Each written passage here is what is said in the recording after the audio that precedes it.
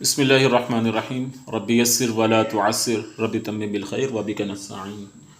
हमारा जो तीसरा लेक्चर है इसके अंदर हम देखेंगे इंक पोर्ट्स और इंक्स और इंक पोर्ट कैसे तैयार किया जाता है। ठीक है, तो ये दो इंक पोर्ट्स हैं मेरे पास। इसी तरह ये इंक पोर्ट है एक छोटा, सेम दोनों एक ही चीज़ हैं, बस दोनों के कलर के अंदर फ़र्क है, बाकी और कोई फ़र्क नहीं है इसके अंदर। और ये प्लास्टिक में है, इसकी कीमत कम है और ये थोड़े से महंगे हैं। तो बस कीमत का और मेटल का फ़र्क है। बाकी जो चीज़ आपको जहाँ पर दस्तयाब हो वो वहाँ पर ली जा सकती है। और ये वाली जो इंक पोर्ट है तो ये इस तरह क्रीम की जो बॉक्सेस होते हैं तो वो हमारे घर के अंदर मौजूद होते हैं, तो हम उनको भी इस्तेमाल कर सकते हैं। असल जो चीज़ है वो ये कि हमें एक ऐसी बोतल चाहिए होती है जिसके अंदर हम अपनी इंक को तैयार कर सकें।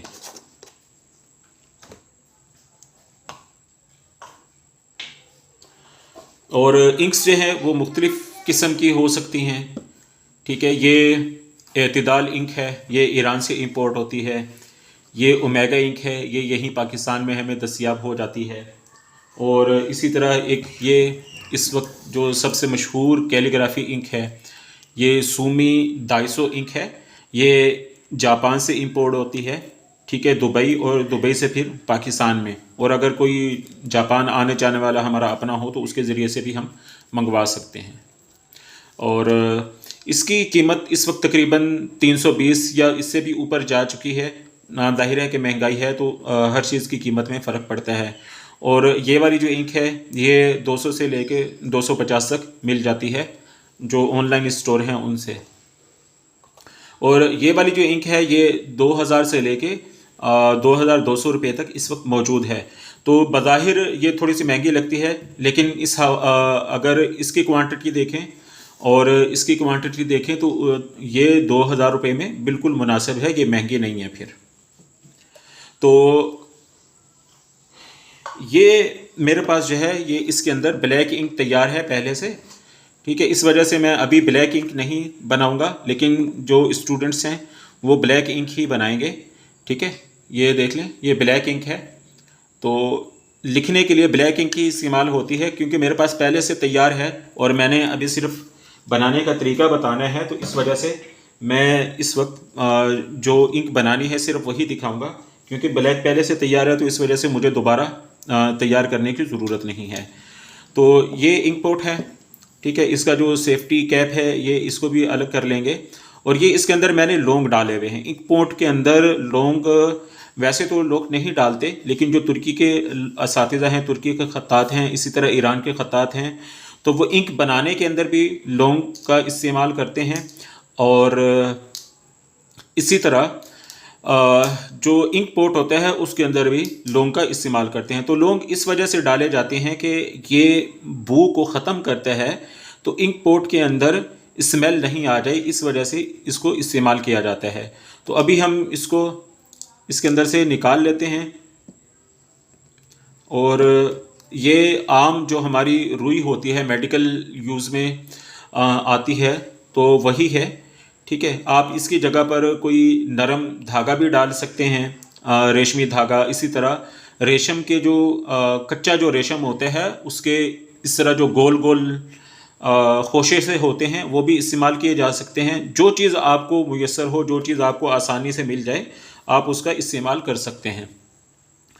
तो जब इंक पोर्ट आपने तैयार करना हो, सबसे पहले उसके अंदर नीचे की तरफ 2 से 3 लौंग डाल दें, या जितना आपका मिजाज हो।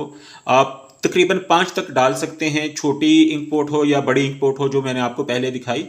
ठीक है, तो उसके अंदर लौंग डाल देंगे नीचे की तरफ।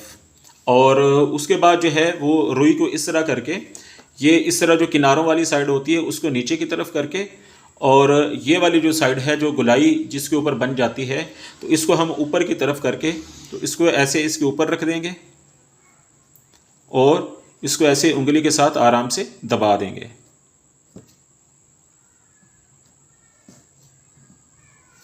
ठीक है, ये पूरे जो इसके रेशे हैं रुई के वो सारे के सारे इसके अंदर जा चुके हैं। अब हम इसके अंदर थोड़ा सा पानी डालेंगे। तो पानी डालने के लिए ये ड्रॉपर जो है वो आप अपने पास रखेंगे, या अगर आपके लिए आसान हो तो कोई और तरीका भी आप लोग इस्तेमाल कर सकते हैं, चम्मच के ज़रिए से डाल लें या जिस तरह से भी। लेकिन इसमें आसानी रहती है कि अगर कहीं आने जाने के दौरान भी हमें अपने पास कोई चीज़ रखने की ज़रूरत पड़े तो हम इसको रख सकते हैं। तो तकरीबन 1 चम्मच के करीब अभी हम इसके अंदर पानी डाल लेंगे।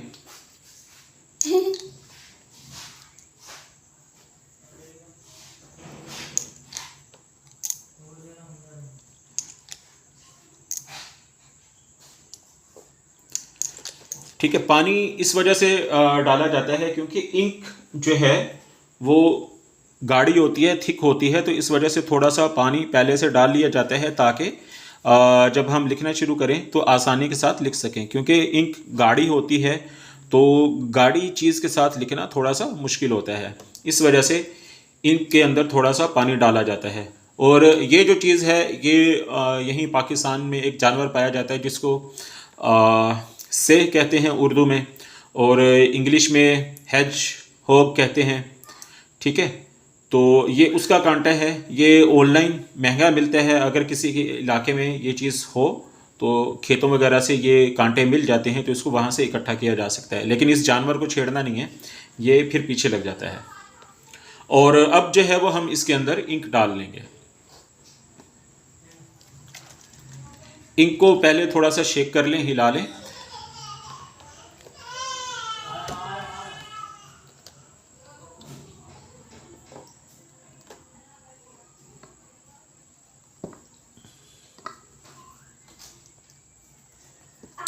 इंक इतनी डालनी है जो कि रुई का जो ऊपर वाली सतह है, जो उसका सरफेस है, उसके बराबर आ जाए। आपको अब नज़र आ रही होगी।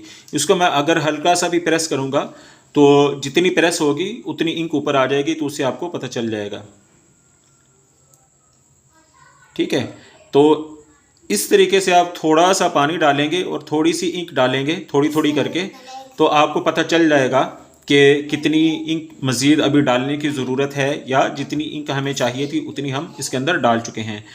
तो अब हमें जितनी इंक की ज़रूरत थी उतनी इंक हम इसके अंदर डाल चुके हैं। ये मैं आपको करीब करके दिखा देता हूँ। ये देखें, इसको हम हल्का सा इस तरह प्रेस करेंगे तो इंक ऊपर की तरफ आ जाती है। इसका मतलब ये है कि हमारी इंक बिल्कुल तैयार हो चुकी है। तो अब लिखने के हवाले से, क्योंकि इस लेक्चर के अंदर हमारा टॉपिक नहीं है, तो अभी हम इंक पोर्ट जब तैयार हो जाए तो उसको कैसे चेक करते हैं और लिखते कैसे हैं, कलम कैसे पकड़ते हैं, कलम बनाते कैसे हैं, ये वाली चीज़ें हम इंशाल्लाह अपने अगले लेक्चर के अंदर देखेंगे।